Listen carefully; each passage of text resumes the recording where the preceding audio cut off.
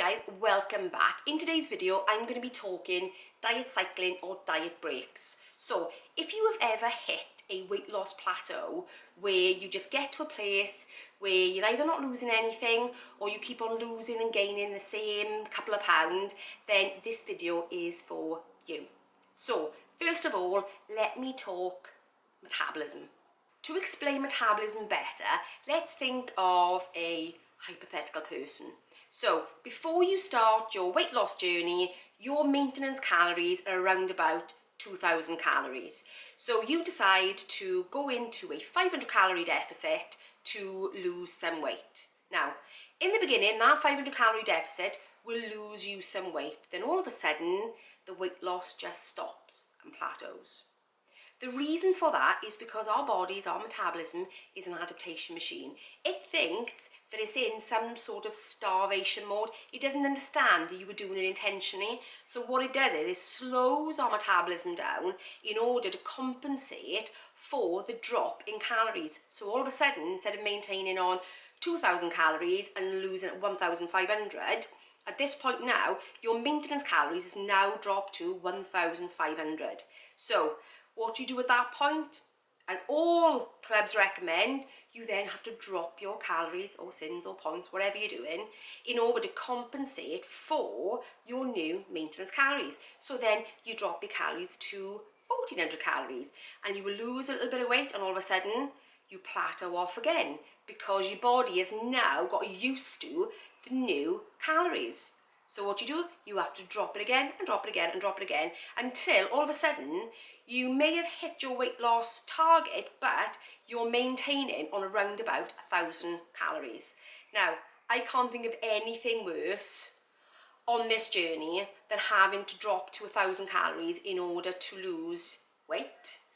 So let's talk diet cycling or a diet break. If you've been around here any length of time, you would hear me talk about it all the time. So our bodies work on a law of average. So after about 4 weeks, our body then takes the calories we've consumed over that and then drops our metabolism in order to maintain on those calories. So the idea of diet cycling or diet breaks is to stop your body from getting used to that calorie deficit. So you can do this in any number of ways. I personally have been doing 3 weeks in a deficit, 1 week of maintenance, or you can do 2 weeks in a deficit, 2 weeks of maintenance, 2 weeks in a deficit, 1 week at maintenance, or you can do 1 week in a deficit, 3 weeks of maintenance. As you can see, as long as it fits into about a 4-week cycle, you're all good. So how does this actually work? Now, before you think I've actually made this up for myself, I haven't. There's been quite a few studies, but the most famous one of all is called the Matador Study, where they took 50 overweight men and put them into 2 groups. One group dieted continuously in a deficit for 16 weeks. The other group did a 2 weeks on, 2 weeks off diet cycling routine. By the end of the study, both men had been in a diet or a calorie deficit for 16 weeks in total. So the continuous ones did it for 16 weeks and the intermittent or the diet cyclers did it for a maximum of 32 weeks because they did 2 weeks on, 2 weeks off. So by the end, what they found was that the diet cyclers on average lost more weight than the ones that were in a constant calorie deficit. And after the diet had finished, about 2 weeks later, the constant calorie deficit started to regain their weight at a rapid pace. Now, the diet cyclers, not only did it take longer for them to start gaining some weight, but they never regained all of what they'd lost in the beginning. Now, if you're wondering why, when you lose weight and you stop the diet, you start gaining weight, and some people, as they always turn around and say, you gain back more than you started at. That is a topic for another video. I'm not going into it today, but I will go into that in another video if that's what you want. Okay, so what they found was that the men, when they tested their metabolism, the ones in a constant calorie deficit, their metabolism had really reduced down, whereas the intermittent dieters hadn't. Their metabolism stayed really, really high. Now I actually implemented this into my diet.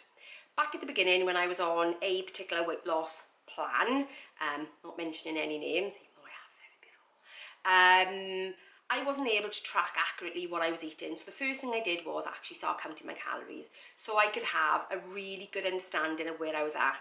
And what I realised was, on that particular method, I was eating on average 1,500 and something calories a day, which was a massive drop considering my maintenance calories prior to that was around 2,200. That is a 700-ish calorie deficit. Huge. So that is why I lost weight quite rapidly at the beginning, but the problem came when I was no longer able to lose weight on that program at that level with that many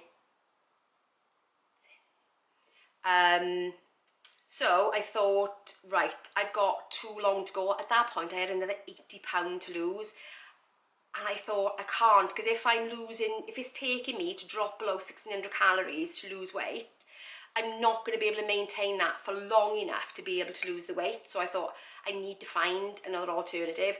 So I started doing my research, and you know me, I like my research, and this is when I came across diet cycling. So what I did was then I instantly swapped to a calorie controlled diet because that was within my grasp. I could really closely monitor what I was doing. Now, I'm not going to lie, the first month,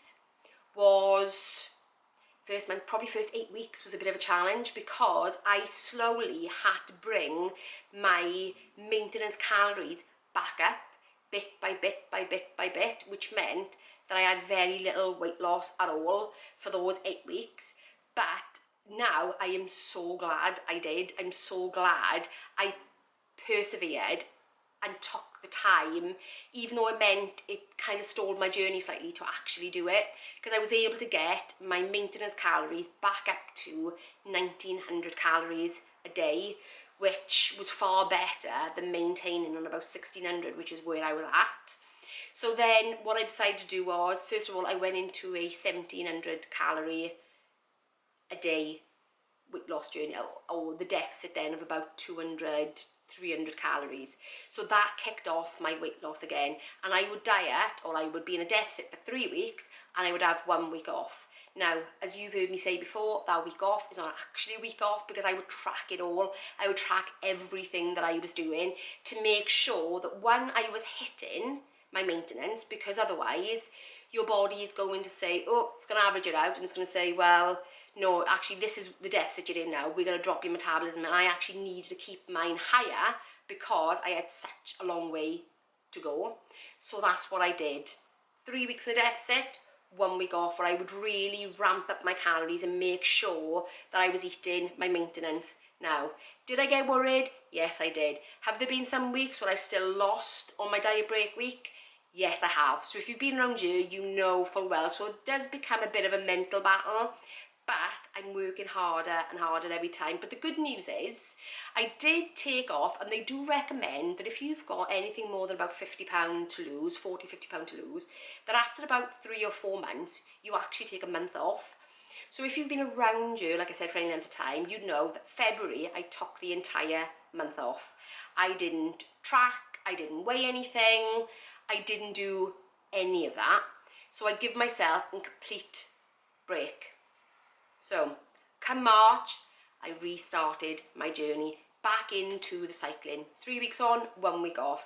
And I was really pleased to say that I was able to maintain my calories on 1,900. I was able to maintain my weight on 1,900. So for that length of time, I didn't actually put any weight on for that entire month, which was amazing, and actually shows how the diet cycling actually works. Because if I'd stayed on my old program, by then I would have had to have continued to drop my calories, and that's not what I wanted. So luckily now I'm actually an extra 40 pounds down from that point where I had stalled at 1,600 calories. So that really shows how you can rev your metabolism back up and give your body what it needs so that it can start to release that fat from your body again. And if you've got any questions, please ask me below, because I'm sure there'll be things that I probably haven't covered, or things you'll go, oh, what about that, or what about that? So please ask me below. I'm more than happy to answer your questions, any questions. Nothing is too silly, nothing is too complicated, just let me know and I'm happy to answer them. Fast forward a year, because I'm about just over a year into my journey, I am still able to lose weight on my 1600 calories, and I am still able to go back to my 1950 calories during my maintenance week and still not put on any weight. If on your diet break weeks, because there have been some where I put on £1, most of the time that is just water weight, because when you increase your calories for that week, the chances are you're going to eat more carbohydrates, and carbohydrates do store water, causes your body to store a bit more water, but that is not the same as fat. That is not the same as fat gain. So don't worry, if you put on £1, half a pound, it is generally water weight, not fat. So guys, that is it. That is how I diet cycle, and more importantly, why I diet cycle and how it's affected my weight loss journey. It has really enabled me to keep on going without feeling too deprived. So like I said, if you've got any questions, please let me know, and I will answer anything you have to say. So if you enjoyed this video, give me a thumbs up, and if you're new around here, consider subscribing, and I will see you in the next one. Bye guys.